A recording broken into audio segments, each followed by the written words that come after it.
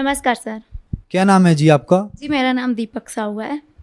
कहाँ से हैं जी आप? जी मैं छत्तीसगढ़ के राजनांदगांव जिले से हूँ। संत रामपाल जी महाराज से नाम दीक्षा आपने कब ली? मैं संत रामपाल जी महाराज से नाम दीक्षा 19 जून 2017 में ली हूँ। संत रामपाल जी महाराज से नाम दीक्षा लेने से पहले क्या आप कोई भक्ति साधना भी करती थी? जी हाँ, मैं संत रामपाल जी महाराज से नाम दीक्षा लेने से पहले हमारे हिंदू धर्म में जितने भी देवी देवता हैं 33 करोड़, इन सबको भी पूजती थी, क्योंकि हमारे मम्मी पापा पेरेंट्स पहले से इन सब की पूजा करती थी, तो हमें भी सिखाए थे कि हमें इन्हीं की भक्ति करनी है। और एक तरफ हम लोग दामाखेड़ा पंथ है हमारे छत्तीसगढ़ में, प्रकाश मुनि नाम से एक कबीरपंथी संत है, उनसे भी हमारी फैमिली पहले से दीक्षित थी, दादा परदादा और पापा जी लोग तो उनकी भी भक्ति करते थे। जैसे कि आपने बताया कि आप दामाखेड़ा पंथ से बचपन से ही जुड़ी हैं, तो फिर संत रामपाल जी महाराज के शरण में आने की क्या जरूरत पड़ी? जी, संत रामपाल जी महाराज के शरण में वैसे तो पापा जी 2014 से ही जुड़े हुए थे, लेकिन हम लोग संत रामपाल जी महाराज का ज्ञान नहीं समझे थे, इस कारण से हम लोग दीक्षित नहीं हुए थे।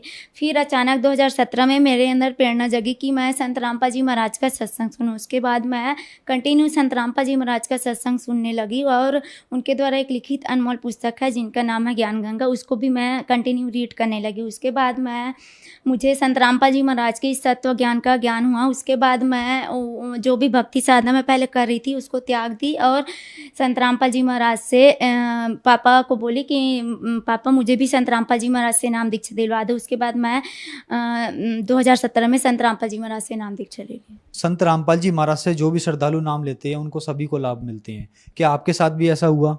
जी, संत रामपाल जी महाराज से नाम दीक्षा लेने के बाद मुझे और मेरी फैमिली को बहुत लाभ हुए। उनमें से मैं कुछ लाभ आपसे शेयर करना चाहती हूँ। उनमें से पहला लाभ मेरे खुद का है। मुझे लगभग जब मैं 9th क्लास में थी तो 9th से लेकर 12th तक मुझे आँखों में से आंसू निकलना और सिर दर्द करना, ये बहुत बड़ी प्रॉब्लम मुझे रही। मैं 4 सालों तक इस प्रॉब्लम से जूझती रही।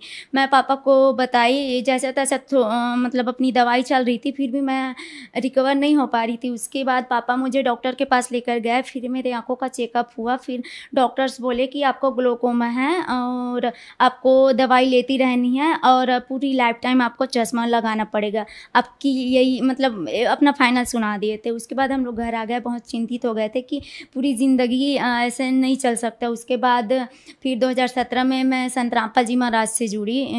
फिर मैं उनके द्वारा बताए गए सत मंत्रों का जाप कंटिन्यू करती रही। फिर मैं धीरे धीरे रिकवर होने लगी। आज मैं पूरी तरह से स्वस्थ हूँ। मुझे आंखों में किसी भी प्रकार की कोई समस्या नहीं है, ना मेरे सिर का दर्द भी पूरी तरह से समाप्त हो चुका है। संत रामपाल जी महाराज से जुड़ने के बाद और उनके द्वारा दिए गए सत मंत्रों के जाप जैसे मैं कंटिन्यू करती रही, उसके बाद धीरे धीरे मेरे आंखों से आंसू निकलना और जो सिर का दर्द है पूरी तरह से आज समाप्त हो चुका है। मेरी मम्मी को लगभग 2 से 3 साल तक बवासीर की बीमारी से जूझ रही थी।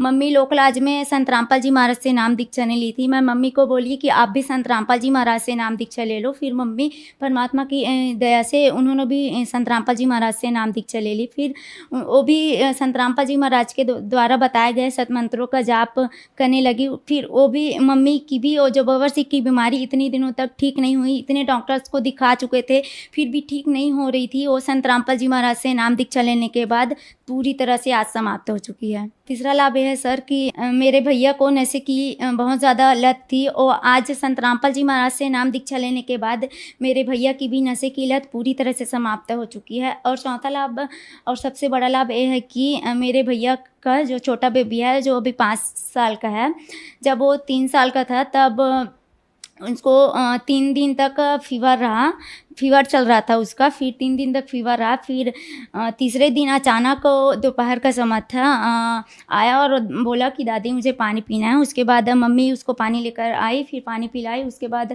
अचानक झटका सा दिया और बेहोश होकर गिर गया। फिर भैया उसको गोद में लिए और देखे तो उसकी मतलब वो जीवित नहीं था, वो मर चुका था। उसके बाद हम लोग बहुत ज़्यादा रोने लग गए। उसके बाद जो संत रामपाल जी महाराज का दंडवत स्थल हमारे घर पर बनाए हुए हैं, वहाँ ले जाकर उस बच्चे को लिटा दिए। उसके बाद तब मेरे भैया नाम दीक्षा नहीं लिए थे, सिर्फ मैं, पापा और मम्मी 3 जने ही नाम दीक्षा लिए थे। उसके बाद संत रामपाल जी महाराज से हम लोग अर्ज करने लगे कि परमात्मा आप तो मुर्दे तक को जीवित कर देते हो, हम भी आपके शरण में हैं, आज इस बच्चे को आप बचा लीजिए। आपको अगर आप सच में सच्चे परमात्मा हो तो इस बच्चे को जीवित करके दिखाओ।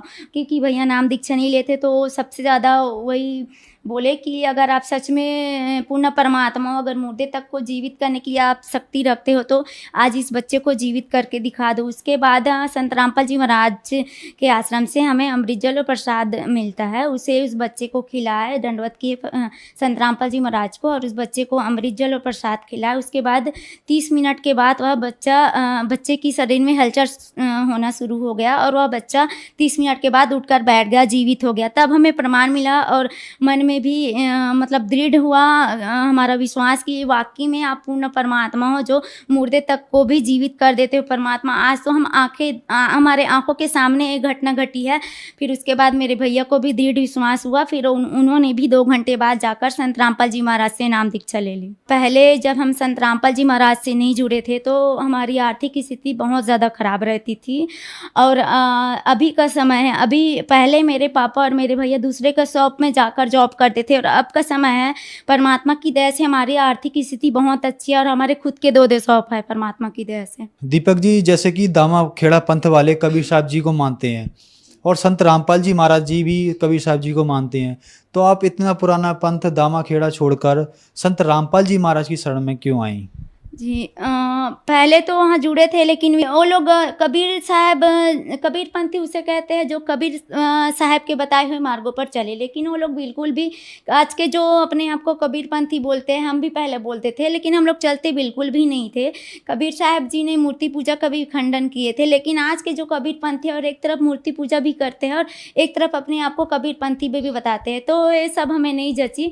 और जब हम संत रामपाल जी महाराज का जब मैं सत्संग सुनी और उनकी पुस्तक पढ़ी, सारे प्रमाण देखी कि आज तक हम जितने भी देवी देवताओं की भक्ति करते आ रहे थे वो लोग अविनाशी नहीं है, उनका भी तो नाश होता है, तो हम उनकी भक्ति करें तो हमारा मोक्ष कैसे हो सकता है। फिर संत रामपाल जी महाराज के सत्संग से हमें प्रमाण के साथ यह बात जानने को मिली कि सर्व सृष्टि रचनहार परमेश्वर तो कबीर साहब जी है और आज तक जितने भी हम भक्ति किए वो सारे व्यर्थ चले गए। उसके बाद हम उस पंथ को छोड़कर मैं और मेरी पूरी फैमिली संत रामपाल जी महाराज के सच्चे ज्ञान को समझकर उनकी शरण में आ गए।